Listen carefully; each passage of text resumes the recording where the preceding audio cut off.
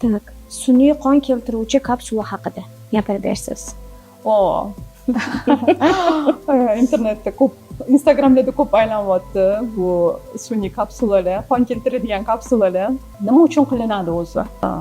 Qizlik pardasidan erta, ya'ni turmushgacha ajralib qolgan qizlarimiz bo'lajak turmush o'rtog'ini qiz bola ekanligiga ishontirish maqsadida qinni ichiga birinchi kechada qo'yishadi. U kapsulalar qanaqa? U kapsulada shunaqa modda borki, kapsula qinni ichiga qo'ygandan keyin odamni qinni temperaturasi bilan kapsula eriydi va jinsiy aloqada как бы yorilib, qonni imitatsiyasini beradigan shunaqa qizil suyuqlik ajraladi. Xuddi qizlik pardasi yirtildi-yu, qon kelgan dedi, lekin bu hammasi yolg'on-da. Yolg'on narsa bu.